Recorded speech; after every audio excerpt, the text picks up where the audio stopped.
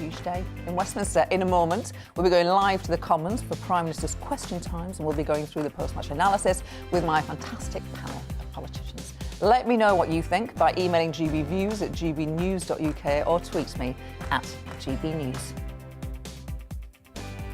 So yes, PMQ is about to get underway, but first of all, I'm going to talk to my fantastic panel. Scott Benton, Conservative MP for Blackpool South, and Justin Madders, Shadow Employment Rights Minister, and Labour MP for Ellesmere, Port and Neston. Good afternoon, gentlemen. Your first, in fact, both of you, first time, so thank you. You're very welcome. Scott, do you have full confidence that Boris Johnson is the right man to be your leader come that next general election? Absolutely. Boris commands a huge majority in the House of Commons. Much of that, by the way, was due to his personal mandate from people in Blackpool South and constituencies we gained who voted Conservative for the first ever time. Boris has a brilliant track record. He's delivered Brexit. We've got unprecedented sums of money going into the NHS, going to schools, going to our police as well. And we've ambitious plans for levelling up. And now restrictions have been removed. As of tomorrow, we will get on the front foot and we'll see the jobs miracle we have in this country continuing. So Boris has a proven track record and is there to stay. Justin, perhaps we're all getting a bit carried away that somebody sang happy birthday or he had some cake or there were some nibbles. On the big stuff, Scott's saying the Prime Minister has got it right. Well, leading position of being both within the UK. 50,000 plus people died during the pandemic. The Prime Minister has made mistakes time and again. During that, when the inquiry comes out on that, we'll no doubt find out more about how he's made serious mistakes there. But actually, you can look at these incidents in isolation and say, yeah, maybe that isn't such an issue. But we're talking about 18 separate allegations of parties here. The Prime Minister has broken the law, at least on one of those occasions, possibly more. He is the person who set the laws. He has got to set an example. He should go because his position is simply untenable. And Scott, one of your colleagues, well, in fact, there's a number of your colleagues which have said that he should go, a minority, admittedly, but you obviously want to get on with the job, but Sir Robert Sims, one of your colleagues, says, look, it's going to drag on for some months. Most of us want to just move on and get back to normal politics, and we can't do that with him in place because we just keep talking about stuff that we shouldn't be talking about. We do not rule out anything from the table to deliver for Northern Ireland. Mr. Speaker, does my right honourable friend agree that reducing Robert's a brilliant colleague. I agree with him on many things, but on this issue, I think he's got it wrong. We're all hopeful of Sue Gray's report being published hopefully today, maybe tomorrow, and hopefully that will draw a line under the matter. The Prime Minister has said mistakes have been made at Downing Street, has apologised to those mistakes which have been made to the nation, but now let's get back on the front foot, focus on our domestic agenda and make sure we can make the most of the economy and the economic opportunities now restrictions are being lapsed. Have you had a one-on-one meeting with the Prime Minister? We read that he's meeting lots of MPs one-on-one to make sure you're on board. Have you had one? Absolutely. I spoke to Boris yesterday in the lobbies. I was at number 10 yesterday with colleagues, full and frank discussion on a number of issues, not just the economic opportunities now we're coming out of COVID, but also things like tackling the small boats coming across the channel, helping families with the cost of living, all of those things. Boris understands this, as does the whole number 10 operation, and I think we'll see a plethora of different policy announcements over the next few weeks with Boris still in place. In a sense, I mean, we know there's a police investigation. We know the civil servant, top civil servant Sue Gray, is going to publish a report. But actually, do they change the fundamentals of this? And we all look at opinion polls. Of course we do. You will have had, no doubt, loads and loads of emails from very angry constituents who stuck to the rules, while people who set the rules apparently didn't. So can you ever get back on the front foot, knowing, as we do, that a lot of the public now just don't trust him? Until the full report is published, we're all speculating upon what may be in there and what Sue Gray... we know there were parties. Well, we know there were parties, and the Prime Minister has rightly apologised to some of the incidences which have taken place in Downing Street. He did that in the Chamber several weeks ago. But at the moment, we're just speculating upon what may be in that report. And, of course, along with many other colleagues, until we see the final publication, we can't really comment on those. But we're dealing with a Prime Minister here who's got a huge personal mandate, a track record of delivering, and I suspect he'll be there for a long time, delivering on those pledges to level up and get investment going into the economy. Justin, Keir Starmer was pictured having a beer in the office under lockdown rules. Is that any different? Well, I know the government banned a lot of things during lockdown, but they didn't ban people drinking beer. I think he's explained his situation there. What he was doing was having a drink with a meal as he was working. And what we should also remember is that no one else has come forward and said, actually, that was a party, whereas what we've heard from Downing Street is individuals coming forward again and again to say, actually, there was a party here on this date and on that date. And we're up to 18 of them now. That isn't one picture of a man having a bottle of beer. That's a culture of a complete disregard for the rules, which is why the Prime Minister needs to resign. Culture of rule breaking. That's what's been going on in number 10, Scott. Well, an interesting point regarding Keir Starmer, by the way. I mean, those pictures in the national newspapers were pretty clear, and I think Sir Keir has his own questions to answer. It's one thing being leader of the opposition and alleging the PM's broken the rules. Well, we've yet to receive a satisfactory explanation as to those photos, and I think he has serious questions to answer himself. Rightly, the Prime Minister has said he will take questions in the House of Commons when Sue Gray reports back, and that's the right approach, and I, along with other colleagues, hope to hold him to account. But let's just see what the report says until we What could it say to make it all right? I mean, seriously, what could that report say to say nothing to see here? It's not going to happen, is it? Because we know there was something to see there. And that's... Just help me explain, because a lot of your colleagues say we need to wait for this report. But I don't know what magic thing can happen in this report to make all of this go away in the public mind. Well, we need to understand what exactly has taken place, who knew about the so-called parties, who was at the so-called parties, and what role the Prime Minister had in those. Those are the details we are waiting on upon the publication of that report. But at the moment, Boris has been quite clear. He's reported back to House of Commons about what he knew at various stages. And at the moment, I think we have to take him at face value according to those statements he has made. Justin, there's no doubt that the Labour Party has got a hearing, primarily, arguably, because of the woes that the government are going through at the moment, rather than any newfound love for the Labour Party. But you have this hearing now. How do you make the most of that? What do you need to do now that potentially people are willing to take a look at Labour because they're cross with the government? Well, look, I think the first thing we need to do is to get this issue drawn to a conclusion, because we can't really talk about anything else. We can't talk about the great policies we've got in terms of green new jobs, the way we're going to deal with the cost of living crisis, because actually all we're talking about is the parties. And the facts are clear already. This continual hiding behind, let's wait for the Sue Gray report, is really just a delaying tactic. The Prime Minister has admitted to attending a party. Worse than that, he actually denied going to any parties only a month before in the House of Commons. In the past, a Prime Minister who lied to Parliament would have resigned. There would have been no question. There is no need for him to wait for the report. He's already broken the ministerial code and he should go. How was it for you when Christian Wakeford at this time last week crossed the floor to join the Labour Party? That's the Conservative MP for one of the Bury seats that he won at that last election. How did you feel?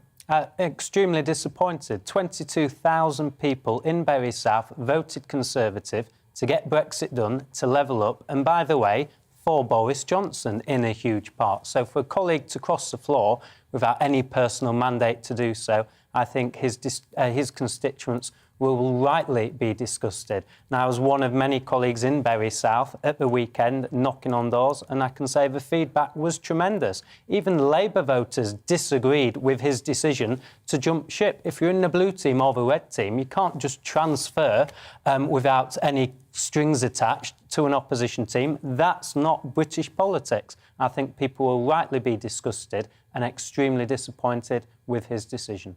And indeed, some Labour Party members are quite cross about it, even though I think everybody would concede that that was quite a coup for the Labour Party last week. But some in your own party, a minority of MPs, but some vocal people like Young Labour, for example, I don't think he's welcome.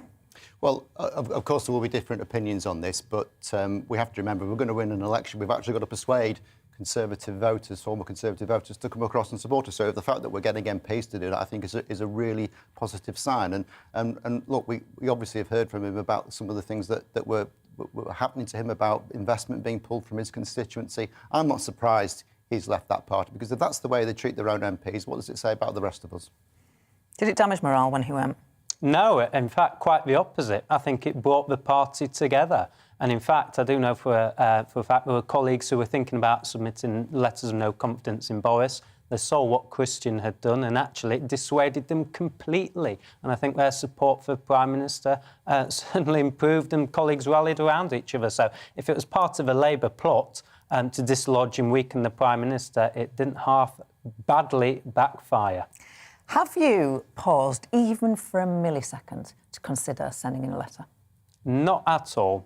No, I'm fully behind Boris. He's a brilliant leader. He's got a huge mandate. I mean, I knock on doors every week in my constituency, and people said the only reason I voted Tory was to get Brexit done and because we like Boris Johnson. So please, leave him in place. He's the man to take this country forward. So categorically, no.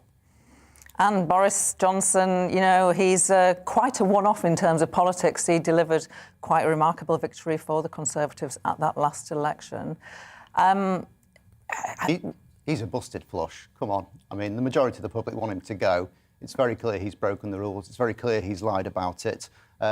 He's like the lady from Macclesfield Council, Jackie Weaver. He's got no authority anymore. He can't tell anyone what to do because he doesn't obey the rules himself. And maybe some people thought that was a quality they were prepared to live with. But actually, most people now have had enough of it. They're sick of the lies. They're sick of the rule breaking. They're sick of the hypocrisy.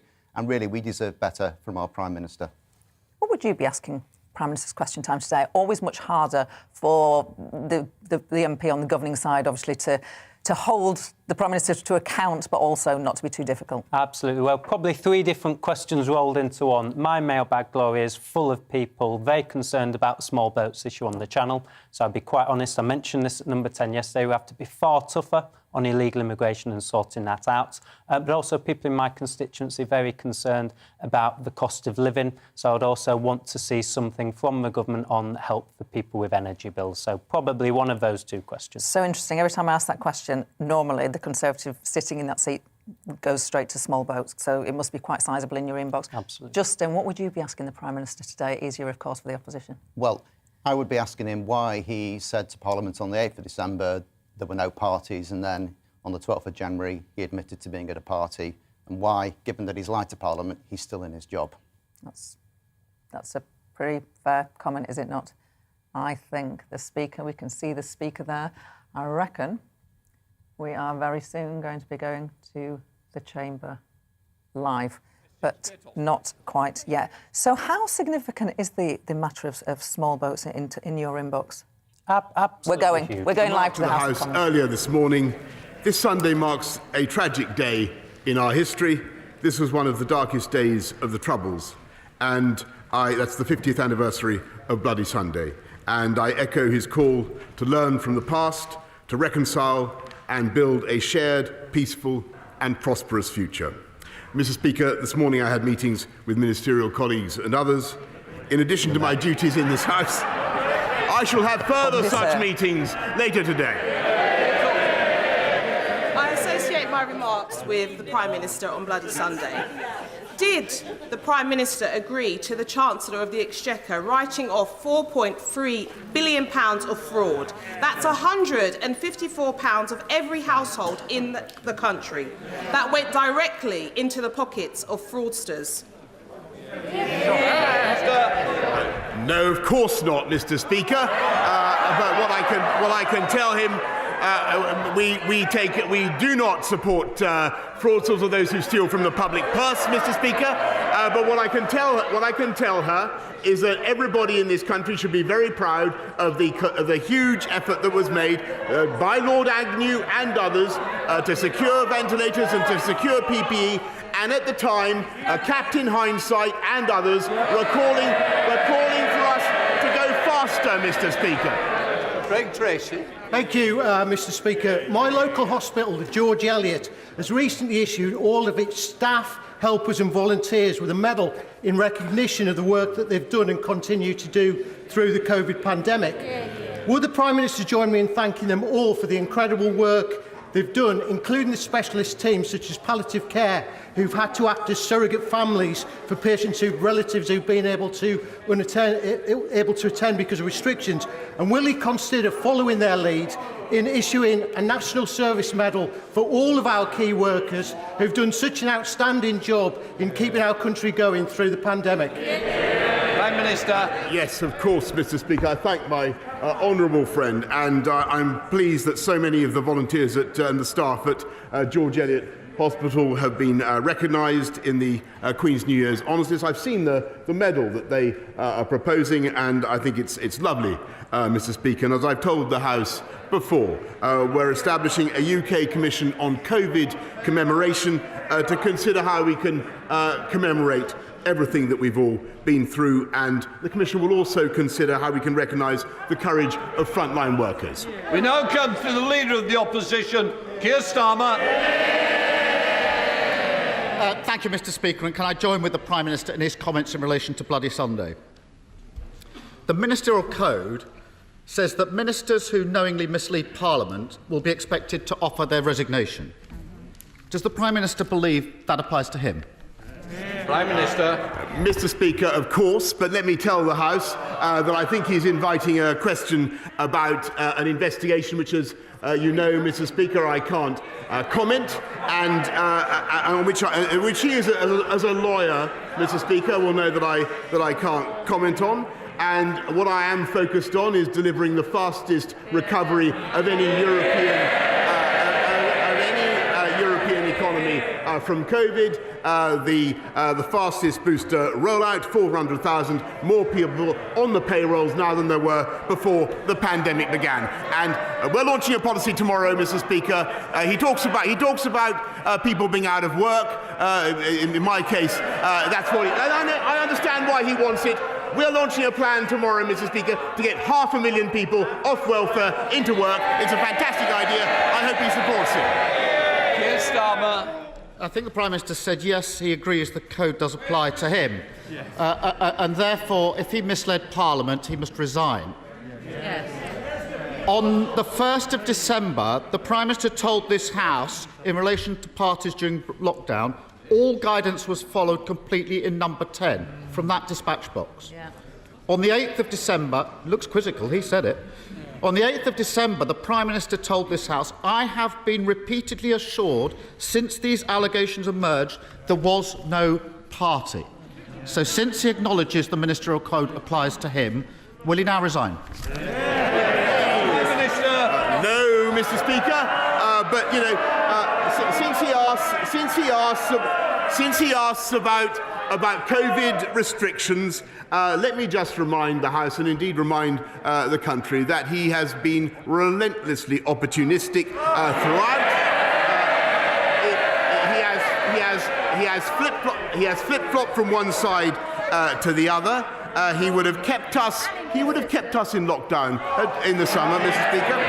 He would have taken us back into lockdown at Christmas, Mr. Speaker, and it's precisely because we didn't listen to Captain Hindsight that we have the fastest growing economy in the G7, Mr. Speaker, and we have got all the big calls right. The guy that said in hindsight he now appreciates it was a party. We've discovered the real Captain Hindsight, haven't we, Mr. Speaker? Wearing a party hat. Let me spell out. They shout now. They're going to have to go out and defend some of this nonsense. Let me spell out the significance of yesterday's developments. Sue Gray referred the matter to the police, having found evidence of behaviour that's potentially a criminal offence. Prime Minister, if you do not understand the significance of what happened yesterday, then I really do despair. Because the police, Prime Minister, the police having got that material from Sue Gray, subject it to a test to decide whether to investigate. And that test was whether it was the most serious and flagrant type of breach in the rules. The police spelt out that what they meant by that those involved knew or ought to have known what they were doing was an offence, and that there was little ambiguity about the absence of any reasonable defence. Does the Prime Minister...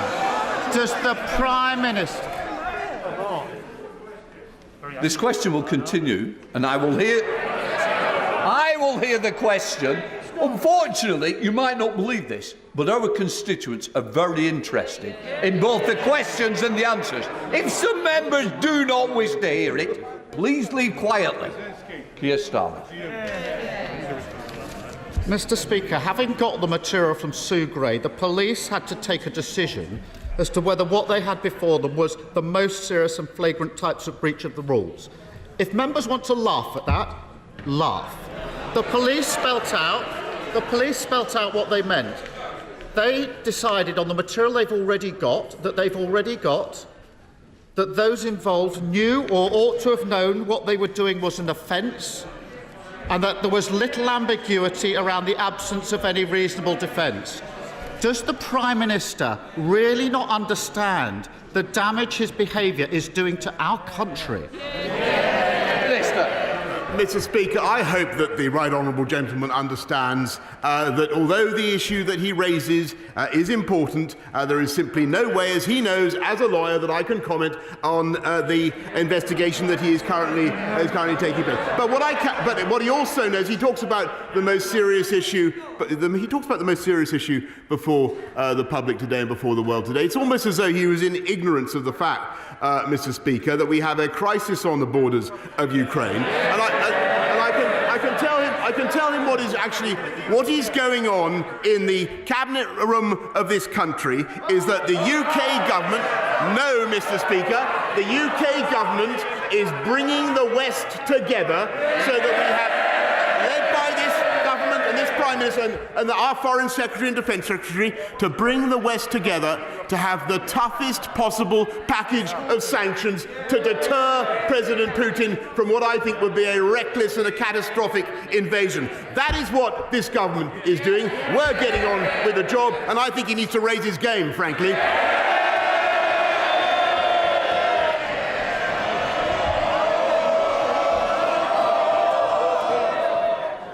Can I just say honestly, can I just say to both sides, our constituent watching it, tensions are running high, and what we need to be able to do is allow the people out there who are bothered about their futures to hear what is said on both sides. So please, let's give the respect our constituents deserve. Keir Starmer. Mr. Speaker, this was the Prime Minister who went into hiding for 5 days because of these allegations. Talk to me about being around for the allegations. Mr. Speaker.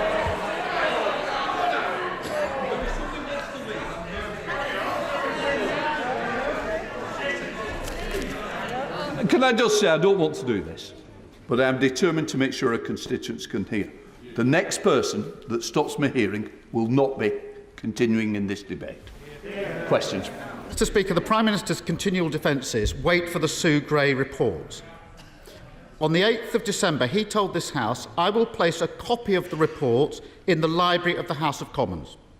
His spokesperson has repeatedly stated that means the full report, not parts of the report, not a summary of the report, not an edited copy.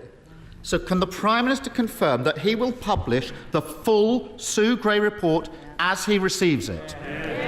Minister. Mr. Speaker, what I can tell him is that we've got to leave the report to the independent investigator, as he knows, and of course, when I receive it, I will do exactly what I said, but I can tell him that in the meantime, I think what the people of this country want to hear is what we're doing to tackle the issues that matter to all of us, fixing the cost of living, Mr. Speaker, helping people across the country, by lifting the living wage, Mr. Speaker, by helping people with their fuel costs, Mr. Speaker, as this government is, and by cutting the tax of people on universal credit, cutting the tax by £1,000. And, Mr. Speaker, that party opposite are committed to abolishing universal credit. That's their policy. Keir Starmer. Cutting the tax.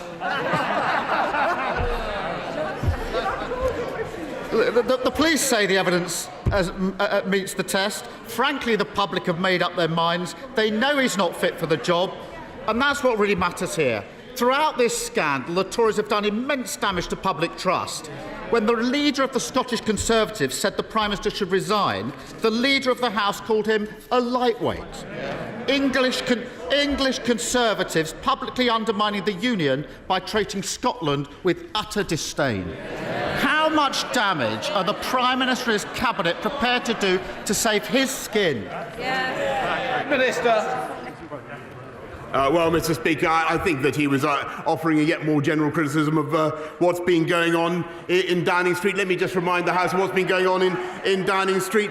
We've been prioritising the COVID backlogs, Mr. Speaker, investing massively in 9 million more scans so that people get the treatment that they need and that they've been waiting for, and making sure that we have 44,000 more people in our... Yes, it says it's rubbish. They didn't vote for it, Mr. Speaker. They don't support it.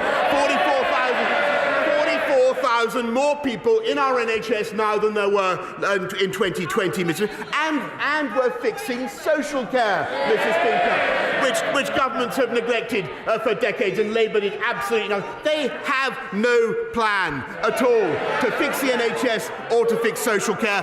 Vote Labour, wait longer. Keir Starmer. The reality is that we now have the shameful spectacle of a Prime Minister of the United Kingdom being subject to a police investigation. Unable to lead the country, incapable of doing the right thing, and every day his Cabinet fail to speak out, they become more and more complicit. And what's utterly damning, despite the huff and puff, is that this is all happening when petrol prices, the weekly shop and energy bills are going through the roof.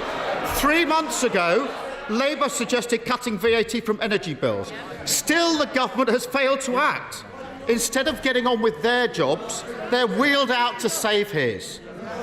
Whatever he says in his statement later today or tomorrow won't change the facts.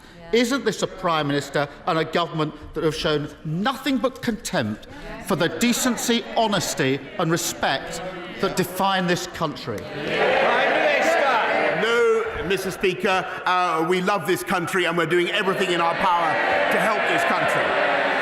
And of course he wants me out of the way, Mr. Speaker. Of course he wants me out of the way. He does. And I can't, and many people, of course, I don't deny it. For all sorts of reasons, many people may want me out of the way, but I tell you the reason he wants me out of the way is because he knows that this government can be trusted to deliver. And we did. And we delivered on Brexit, Mr. Speaker. He voted 48 times. He voted 48 times to take this country back into the European Union. We delivered. He did. He can't be trusted. We delivered the fastest vaccine rollout in Europe, Mr. Speaker, and we will deliver on our plan to unite and level up across the whole of the UK. Crime down 10%, Mr. Speaker. Job vacancies at a record high. Colossal investment in... Yes, Mr. Speaker, we're delivering and they have no plan. 3 times as much tech investment as France in this country, twice as much as Germany. We have a vision for this country as the most prosperous and successful economy in Europe because we are going to unite and level up. The problem with the Labour Party today, Mr. Speaker, is that he's a lawyer, not a leader. That's the truth. That's the truth, Mr. Speaker.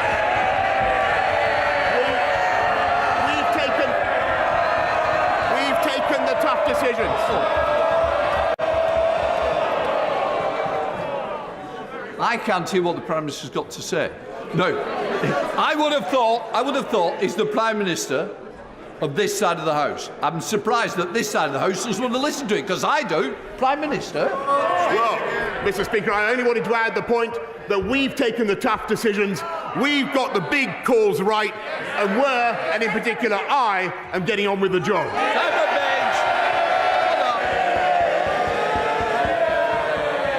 Thank you, Mr. Speaker. In Clwyd South, the Welsh Government has been dragging its feet on urgent repairs to the Newbridge Road, while in contrast, the Prime Minister and his government have delivered record Levelling Up Fund investment of £13.3 million along the Dee Valley, from the Trevor Basin to Llangollen and Chirk and on to Corwin.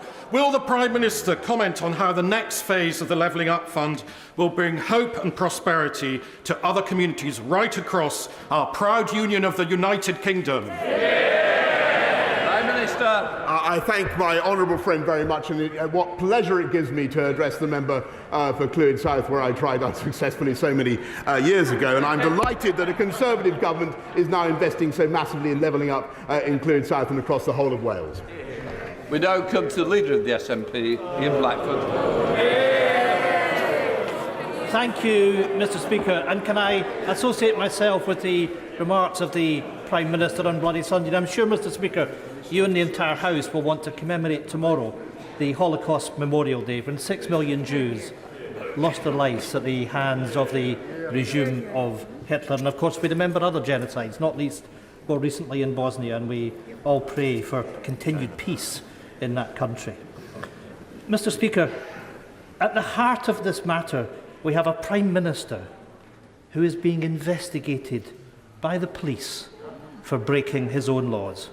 Absolutely unprecedented. A man who demeans the office of Prime Minister. This is the latest in a rap sheet that is already a mile long. Illegally proroguing Parliament, misleading the House, decorating with dodgy cash, partying while the public suffered. Every moment he stays, he is dragging out the agony for families who reminded of the sacrifices they made, and dragging his party further through the dirt. The public knows it, the House knows it, even his own MPs know it. When will the Prime Minister cop on and go? Mr. Speaker, I want to join the right honourable gentleman and echo his sentiments about Holocaust Memorial Day, where I think he is completely right. But I must say that he made the same point last week. He's wrong then, he's wrong now, and much as I enjoy cooperating him, but it is precisely because I enjoy cooperating with him so much and with all his Scottish colleagues that I have absolutely no intention of doing what he suggests. Ian Blackford. Mr. Speaker, every moment that the Prime Minister lingers, every nick in this death by 1,000 cuts is sucking attention from the real issues facing the public. Tory cuts, Brexit and the soaring cost of living have pushed millions of families into poverty. The impending national insurance tax hike hangs like a guillotine while they eat cake. This is nothing short of a crisis. And the only route out, the only route to restore public trust is for the Prime Minister to go. How much longer will Tory MPs let this go on for? How much more damage are they willing to do? It is time to get this over with. Show the Prime Minister the door. Prime Minister. Well, Mr. Speaker, I don't know who's been eating more cake. What I would say to the right honourable gentleman, for whom actually, Mr. Speaker, I have a behind the scenes. People don't get this, but actually we cooperate well, and I want to continue to do so. Jesse Norman. Thank you, Mr. Speaker. As the Prime Minister will know from personal experience, the River Wye is one of the most beautiful rivers in Europe, yet its fragile ecosystem is being destroyed by phosphate and other pollution. The river crosses the border between England and Wales, but so far it has proven impossible to get the Environment Agency, Natural England and Natural Resources Wales even to begin planning a single integrated long-term strategy to clean up the river. Will the Prime Minister press those agencies now and the Welsh Government at last to come to the table? And will he ask ministers to look at the idea of a new ring-fenced National Rivers Recovery Fund, using fines paid by the water companies so we can clean the Wye and other rivers up properly once and for all? Well, Mr. Speaker, I had a memorable swim in the Wye myself. I think at about 5 o'clock in the morning once, and it tasted as like nectar. I understand the problem that he raises. It's very important that our beautiful rivers should be clean as well. And my honourable friend, the Environment Minister, will be visiting the Wye area shortly, with or without his swimming trunks. And I know that we're urging the Welsh Government to take this matter as seriously as this government is. Please get him in there. Sir Geoffrey Donalds. Thank you, Mr. Speaker. The Prime Minister will know that many families across the United Kingdom are struggling with the increased cost of living and rising energy costs. But in Northern Ireland, that is compounded by the protocol. 27% is the increase in the cost of bringing goods from Great Britain to Northern Ireland when we can get access to those goods. It is costing business £2.5 million every day, almost £1 billion a year, the cost of the protocol. The Prime Minister talks about uniting this nation and levelling up. He could do that by removing the Irish Sea border and restoring Northern Ireland's place fully within the UK internal market. Prime Minister. Mr. Speaker, I must say that I support passionately the indignation of the right honourable gentleman opposite. And yes, Mr. Speaker, I never thought when we negotiated that this would be 200 businesses have stopped supplying Northern Ireland. Foods are being blocked, Mr. Speaker. Christmas cards are being surcharged. And frankly, Mr. Speaker, the EU is implementing this in an insane and pettifogging way. And we need to sort it out, and I completely support what he's saying. Philip Dunn. As my right honourable friend, the Prime Minister, seen the report published earlier this month by the EAC, making recommendations about what else should be done in addition to the welcome measures in the Environment Act to clean up our rivers, including the River Wye, but all our rivers. One of the recommendations was that DEFRA should give guidance to Ofwat to require water companies to invest much more in water treatment in the next round of capital spending approvals. Will he encourage his Secretary of State to give this guidance in the strategic policy statement to Ofwat expected shortly? Prime Minister. Thank you very much. Yes, Mr. Speaker, my right honourable friend is completely right. I welcome the report by his committee. This government is going further and faster than any other government hitherto to protect and improve the health of our rivers and seas. Lord Russell-Moyle. Thank you, Mr. Speaker. Happy unbirthday to him. Happy unbirthday to him, because just like the Mad Hatter, he didn't need the excuse of a birthday to have a party, but it did help, didn't it? So when he had groups of people singing to him when illegal gatherings indoor were illegal and communal singing was banned, my constituents think that he has lied. My constituents think that he lied to this House, and my constituents think he lied to them when he was partying and telling them all... Order. In passing what your constituents say, but you can't continue to labour that one point. Lord Russell-Moyle. So, I would prefer to be led by a lawyer than a liar. Will he now resign?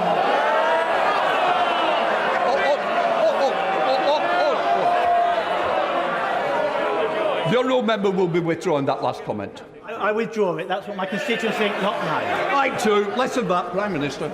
Well, I think that the honourable gentleman, I'm afraid, in everything he said just now, plainly doesn't know what he is talking about. He plainly doesn't know what he's talking about. What I can tell him, and what I can tell his constituents, is that irrespective of what they want to focus on, and I understand why they do, Mr. Speaker, this government is going to get on with the job and deliver for the people of this country. Cheryl Murray.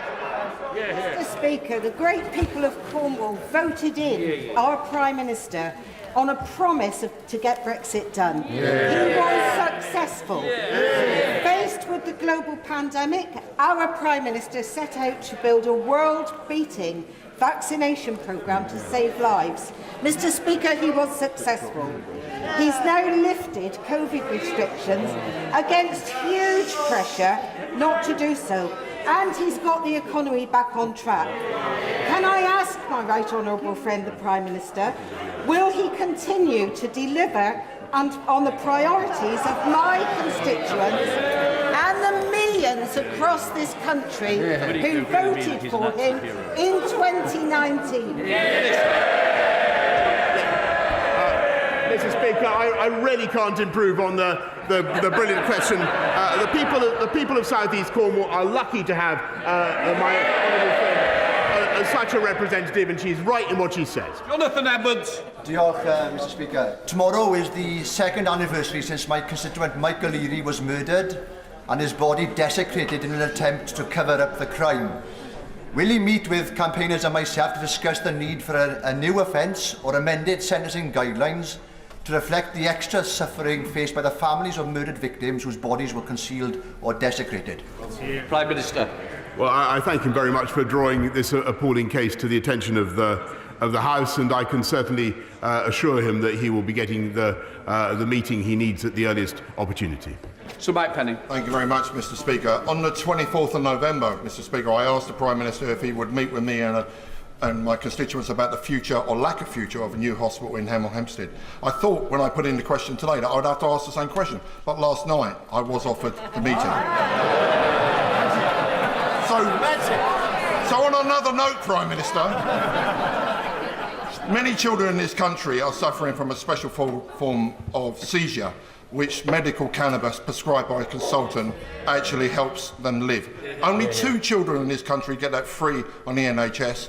The rest of those children have to beg, borrow and scrape with their families to try and get that prescription issued by a consultant paid for.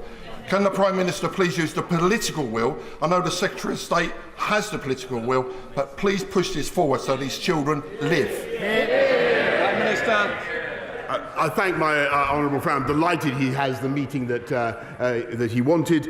We've already changed the law to allow doctors to prescribe cannabis products where clinically appropriate. But, Mr. Speaker, we're very keen to support it, provided the MHRA is happy as well. Rishon Narali. Thank you, Mr. Speaker. Threats and intimidation, bribery and blackmail, racism and Islamophobia. That's the character of his government. Every day, the Prime Minister lurches from scandal to scandal, and meanwhile, his government has written off £4.3 billion to fraudsters. Instead of writing off loans to fraudsters, why won't the Prime Minister write his resignation to the Queen? Prime Minister. Mr. Speaker, because let me just. She talks about racism and Islamophobia. You look at this government, Mr. Speaker. Look at the modern Conservative Party. We are the party of hope and opportunity for people across this country, irrespective of race or religion, and we don't care what religion you affirm. All we care about is whether you're interested in ideas of aspiration and opportunity. That's what we're about. The recruitment of 20,000 police officers is a fantastic commitment to law and order by this government. Bedfordshire, in common with many other police forces, has lost out on about 95 officers as a result of the imposition of damping in 2004. So we don't have to rely on one-off special grants to stay solvent. Will the Prime Minister recommit to the reformation of the police funding formula in this Parliament?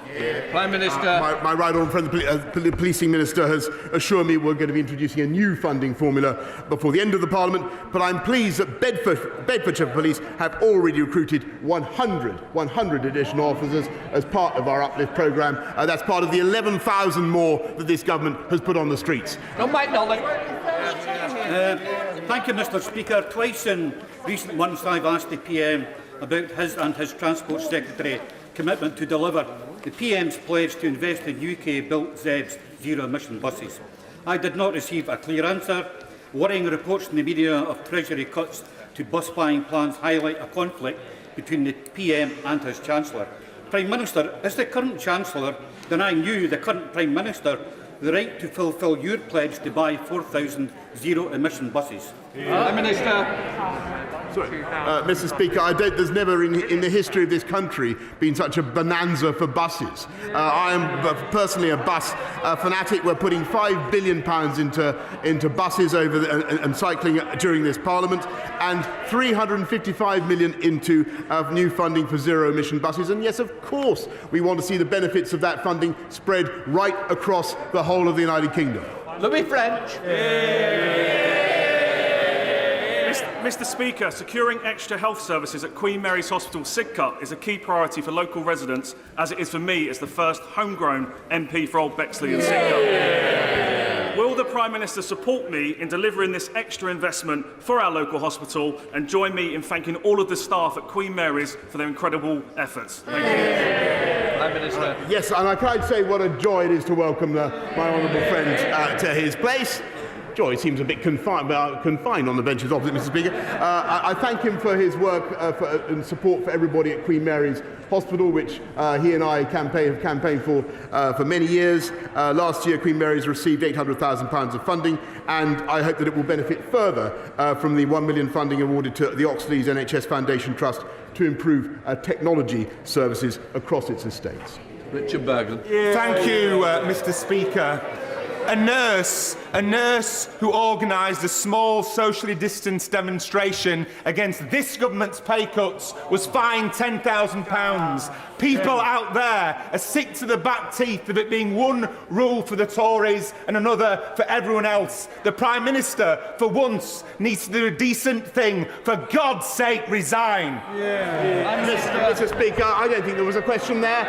There was an invitation for me to do what, of course, the Labour Party wants me to do, but I'm not going to do it, Mr. Speaker. We are going to carry on with our agenda of uniting and levelling up across the country. And they fundamentally know that they have no answer to that. We have a plan and a vision for this country. They have absolutely nothing to say. And that is the difference between our side and their side. Mr. Speaker, alongside the threat of a Russian invasion of Ukraine, there are real fears of China invading Taiwan. On Sunday, Beijing staged the largest incursion into Taiwan's airspace since October. Does my right honourable friend agree with me that military aggression and threat of occupation are never acceptable anywhere in the world? And will he confirm that under this Conservative government, the UK will always be at the forefront of standing up forcefully for freedom and democracy, security and stability? Yes, I thank my honourable friend. I want to tell him that the Chinese military flights that have taken place near Taiwan in recent days and months are not conducive to peace and stability in the region. And what we need is a peaceful and constructive dialogue by people on both sides of the Taiwan Strait. And I know that is what my right honourable friend, the Foreign Secretary, and all colleagues are working for. That ends Prime Minister's questions. For those who are not staying for the UQ, please leave quietly. And that was Prime Minister's question time for another week. Still with me from the Conservatives, Scott Benson, and from Labour, Justin Madders. You may have a different view. This is what I thought were the best lines from the leaders. Scott, Keir Starmer said, asked the Prime Minister if he had misled Parliament, would he have to go? It was talking about everybody being bound by the ministerial code. Now, and Justin made this point before we came on. He did start off saying there were no parties and then said, well, no rules were broken. It is apparent that there were indeed parties. So that struck me as the best line of questioning from Keir Starmer. It's quite tricky for him, that line, isn't it? Well, Keir Starmer's obviously a lawyer, as Boris said, a lawyer, not a leader, which was an interesting quote. Look, Keir should be knocking balls out of the park at these PMQs. As a prosecution lawyer, he really should be ripping the Prime Minister to shreds. But yet again, as far as I'm concerned, we see open goals missed by the Leader of the Opposition. If this was Tony Blair in the mid-90s, he would be wiping the floor with the Conservatives. But I felt that was a pretty even contest, and I don't think Sir Keir really laid a glove on Boris, if I'm being entirely honest. What do you think, Justin? I think I was watching a completely different Prime Minister's question. What you might say. Look, yeah, I mean, it's very clear that the Prime Minister's lied to Parliament. I think that the line that Keir Starmer's a lawyer, not a leader, is a really cheap shot. Actually, as a former lawyer, I take personal offence at that. But actually, I'd rather be a lawyer than a liar. And I'm afraid the Prime Minister has been caught 100% lying to Parliament, and Keir Starmer completely exposed that again today. So he should resign under the ministerial code. He hasn't. He's just going to cling on, and the longer it goes on, the longer the whole Cabinet and every Conservative MP like Scott defend him, the worse this country's reputation will become. Justin, I thought the strongest line from the Prime Minister was that they are, and I'm sure you'll contest this, but he said they were going to fix the cost of living, that they have had the fastest vaccine rollout in the world, that they've got Brexit done, that on the big stuff they're delivering. That was Boris Johnson's response to the Labour leader's attacks. Fair comment? Well, I would say that their record has been pretty woeful. We had one of the worst death rates in the Western world over COVID. I think that the cost of living hasn't been addressed at all. We said as a Labour Party 3 months ago that VAT should be cut, and the government have done absolutely nothing on energy costs in that time. People are paying an absolute fortune now. It's going to go up in April, and we're hearing nothing from government on that. The truth is they're actually paralysed by this crisis. It's a crisis of their own making, and the longer the government and all the cabinet ministers hang in there, stubbornly refusing to accept the obvious, the worse this will become. It's just why we've got to get the Prime Minister out, get a new Prime Minister in, preferably Keir Starmer, and actually address some of these issues. Scott, when it comes to the cost of living, a number of Conservative MPs, including yourself, wrote to the Prime Minister urging them to remove VAT on domestic energy. We did, not just VAT, by the way, in my case, which, I mean, Labour's magical solution is saving you £1 a week. Well, in Blackpool, I'm afraid, £1 a week isn't going to go very far. If we're also talking about the green levies, which takes that up to £250 a year, that's completely different. But let's not forget this is government with a great story to tell in terms of helping working families. The universal credit taper rate has saved people £1,000 a year, 2 million families benefiting. The national living wage is up to £9.50. So we do need more from the government around energy bills, and I'm assured that will come from the Chancellor over the next few months. But let's not pretend that £1 a week from the Labour Party is some magical solution. And of course, whether it's the cost of living, the NHS, Gloria, schools, the police, Labour have nothing to offer. Keir Starmer has been leader now for 2 years. I mean, where are these policies? You keep having relaunches and new speeches, but 2 years in, no policy, no meat on the bone. Is it any wonder the British public, half of them, don't have a clue who he even is? You're about to add to the cost of living crisis by putting people's taxes up in April. Lots of people on your side are urging the Prime Minister not to go ahead with that. When they do the media, those people in the Cabinet, they insist that they're committed to putting everyone's taxes up in April. Why? Do you support that? Well, we've just come through a pandemic and the pressure on the NHS has been huge. So we've committed £36 billion extra going into the NHS with a party who puts in patients first. Money the Labour Party, by the way, voted against going into the NHS. But look, Gloria, if we're putting more money into the NHS or schools, it has to be paid for, it has to come from somewhere. So I reluctantly voted for that increase in national insurance. But of course, over the last few days, we've seen very favourable borrowing figures, borrowing reducing rapidly from the Treasury. And I am one of a number of colleagues just having conversations with the Chancellor and the Prime Minister to say, look, families under unprecedented pressure on their budgets. Can we delay or even scrap that national insurance increase and fund the NHS via a different way? So those conversations are going on. I wouldn't be surprised if the government move on this issue pretty shortly. And that poses some problems for you, potentially, if they don't go ahead with those tax rises, if they do scrap VAT on energy prices. Doesn't leave you with much space, does it? Well, look, if the government do what we've been asking for over 3 months now, we will, of course, welcome that. But it's not just the VAT cut that we've asked for. We've also pledged to put in an extra over £1,000 for the lowest paid to help with their energy bills. We think that that's a really important thing to do. We've got a big agenda on green jobs. We are determined to address the cost of living crisis. We know across the board, prices are going to go up this year. And I think that the unfortunate thing we've got with this government at the moment is that they are completely consumed by jostling for the next leader, trying to defend the Prime Minister over the indefensible, frankly, and they can't make decisions. And until this is all sorted out, we're going to have this complete cycle. So really, what the Prime Minister has to do, and I've said this a couple of times, but it really just does need repeating, that he has got to accept that he has lied to Parliament, that he's broken the law, and that he has to go. Once he's done that, then we can really start to address some of these issues. Fair point. No, absolutely not. I mean, with respect to Justin, got an awful lot of time for you, but you keep using the words lied to Parliament. Well, hang on a minute here. That's the subject of report Sue Gray is currently preparing, and that's going to go to number 10 shortly. So let's be very careful about throwing allegations about who has lied to Parliament or who has lied to the British people. So let's see the report. I mean, I'm in the same boat as you, but until we see the facts in the cold light of day, we can't really comment on that. And if serious wrongdoing has occurred, then Conservative MPs may well take a different point of view. But let's take the Prime Minister at his word and be very careful about labelling what he has said as lies or incorrect, because that's an extremely serious allegation to make. Well, it is, and I don't like accusing people of lying, but it's there in black and white. He said on the 8th of December there were no parties. The following month, he said, oh, yes, there was at least one that I attended. And we know there were probably 17 or 18 others that went on. We don't know how many he was at. So it's already there, clear as day, that he has lied to Parliament. That's why I'm saying he's got to go, because he has clearly, on his own words, lied to Parliament. You cannot ignore or deny that he has said there were no parties and then he's changed his mind the following month. That's a fact, isn't it?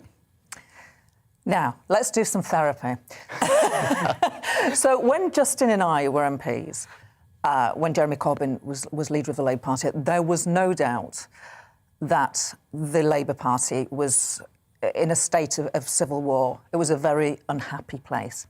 I'm not suggesting your party is at the same level as civil war, but how is the mood when people like David Davis, former cabinet ministers, very senior figures, because you all have to sit together in the same tea room, you'll all be going there now.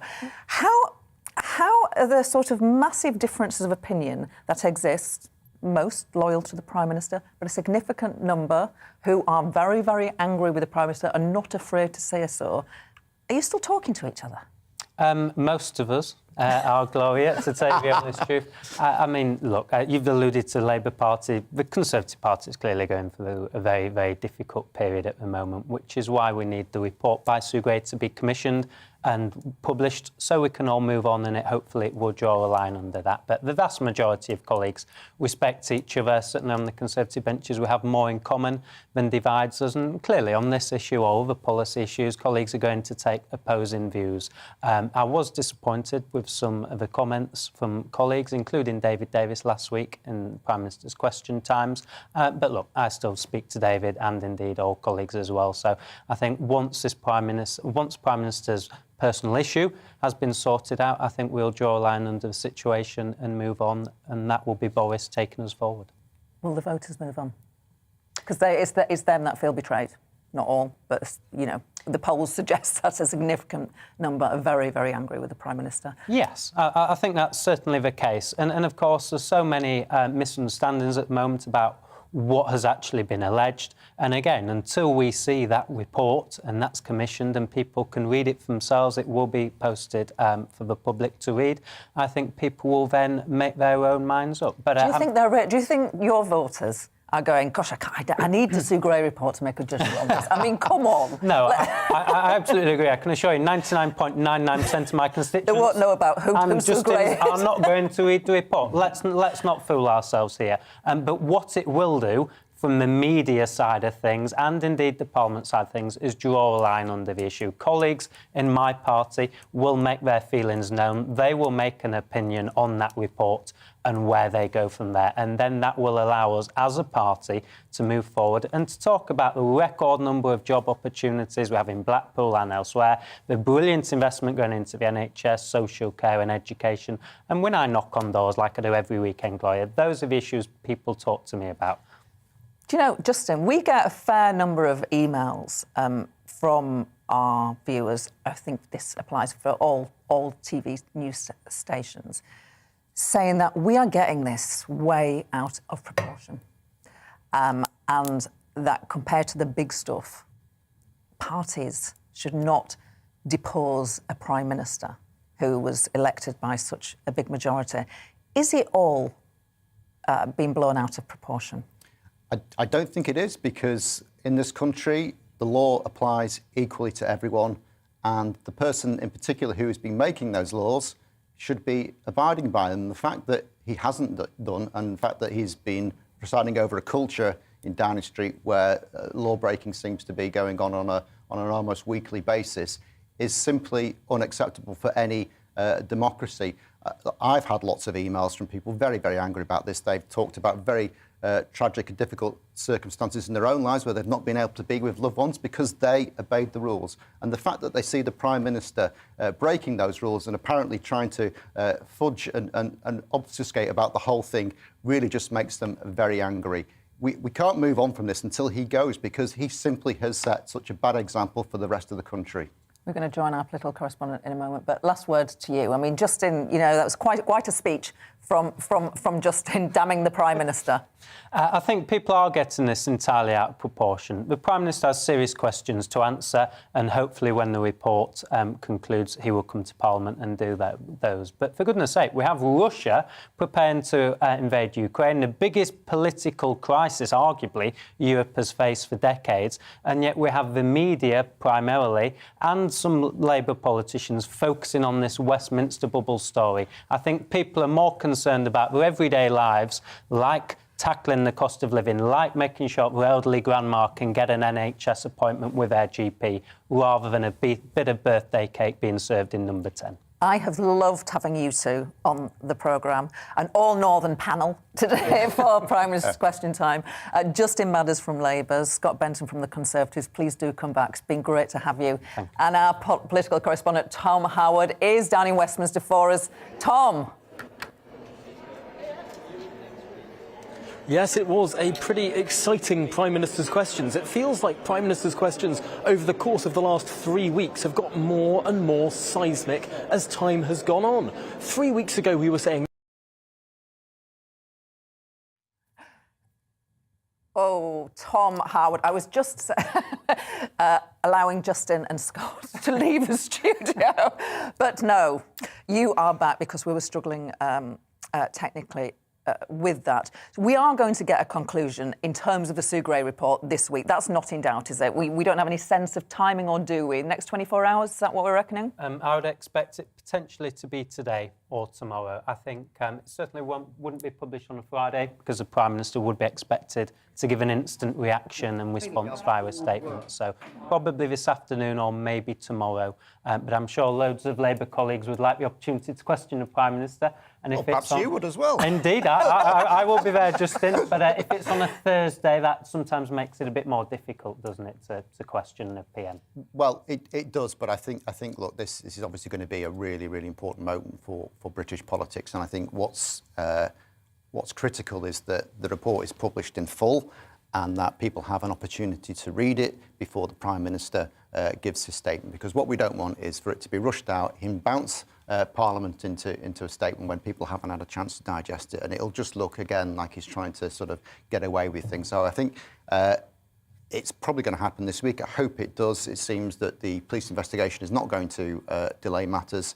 But at that point, I would love to hear from people like yourself and indeed the rest of the Cabinet whether they now think Boris Johnson is fit to be Prime Minister, because we will have had the report and we will no longer be able to use that as an explanation as to why we don't have a view on whether he's fit or not.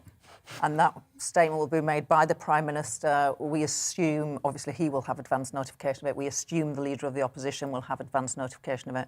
And then it will be all systems go in the House of Commons. But you're right, because MPs tend to go back to their constituencies on a Thursday. Are you being told to all stay down, just out of interest? Not at all at this stage. So the Conservative Party, we're on a one-line whip. Government MPs that's tomorrow. Tomorrow. One-line whip is like... Yeah, go back to your constituency if you like. For example, Gloria, I would normally go back on a Wednesday evening, have a full diary in the patch, surgeries, meeting local people Thursday and Friday. And I think a statement as important as this, not only do Conservative MPs want to be there, but Labour and opposition MPs rightly so as well. So I would prefer in parliamentary terms for a statement to be made on a full sitting day when we're expecting parliamentary votes. And that would, for example, be this afternoon, potentially. We will be looking out to see if your crystal ball may turn out to be correct. Scott, when I was reading about you, because it's the first time I've met you today, and it's been a pleasure to do so, but I was reading about your comments on, and this is a big change of subject, the death penalty, that you would bring back the death penalty for a small number of cases. It's quite rare for a politician to say that, but I thought I would ask you about it. It's exceptionally rare because normally politicians are all identikits of each other and we don't tend to stray from a party line. But those comments were made in reaction to a particular case, the awful murder of a young child who sustained a continued period of abuse by two people who were looking after him. And I do think there's a case in certain examples, or deaths or instances of rape and then a fatality, where the crimes are so barbaric and so heinous that as a society, the only proportionate reaction to that is the death penalty. And I recall, actually, I came on GBNews and spoke, and you did a poll of your viewers afterwards, and your viewers overwhelmingly supported that case as well. And nobody's talking about for all murders here or all homicides, but I think there are certain cases which are so barbaric, like, for example, the killing of Lee Rigby, where the death penalty would be an entirely appropriate and rational response as a society to show our revulsion at those crimes. And I dare say probably 90% of my constituents in Blackpool would agree with those comments. I would love to continue this discussion further. You're off the hook just because we could have a whole hour discussing that. But, I mean, perhaps you're right that it is a symbol of the political class being at odds with the public. Absolutely. To be continued. The same as Brexit, by the way. And because of the line failing just there, you give me the opportunity to say thank you once again. All Northern panel, I've loved your company. Come back again on GB News. Thank you, Justin and Scott. You have been watching The Briefing with me, Gloria Di Piero. The show is back every Monday to Thursday from noon, but on PMQs Day, we start at the early time of 11:50. Up next, it's On the Money with Liam Halligan, but for now, it's time for your weather. Hello again. Dry and cloudy once more for most today, but overall, generally a little brighter than most days so far this week. A bit more sunshine around, but there will be some rain in the northwest being created by this deepening area of low pressure that's also going to bring some very strong winds tonight across northern Scotland. But let's deal with the weather fronts first of all, bringing some rain across the Highlands and the Western Isles and the Northern Isles later today. But elsewhere, high pressure is still in control, so most places dry. And as I mentioned, it's a little brighter, certainly over the Midlands, parts of eastern England, generally brighter skies compared to recent days with a bit of sunshine at times. And it's a bit warmer as a result as well. Where it stays gloomy, temperatures struggling, but generally up to 8-9 degrees. It is going to turn very windy, though, tonight as the rain pushes southwards through the Central Belt and into Northern Ireland. We will see the winds really picking up, especially across Orkney, where gusts of 70 miles an hour, maybe even a little bit more for a time, are likely to cause some disruption, particularly to travel services. So there is a Met Office yellow warning in place here. Generally, it'll be a milder night as well, with temperatures mostly holding up 4 or 5 degrees above freezing at least. But it will be a damp start, certainly for parts of the Midlands, South Wales, a grey, damp start for Cardiff and Swansea. And some of that patchy rain trickles into southwest England during the course of Thursday morning. But generally then skies brighten up once more, with most places seeing a bit of sunshine during Thursday afternoon. Temperatures will be higher as well. 11 or 12 there in Cardiff and London, but only 6 or 7 in the far northeast Aberdeen, and there will be a strong wind blowing here. It will ease down as we go through Thursday morning and continue to ease down during the evening, and that means with clear skies on Thursday night, we will see a widespread frost on Friday morning. But high pressure is back for Friday, so for most it's a dry and a fine day. Weather fronts, though, and an increasing number of isobars mean spells of wet and windy weather are likely this weekend.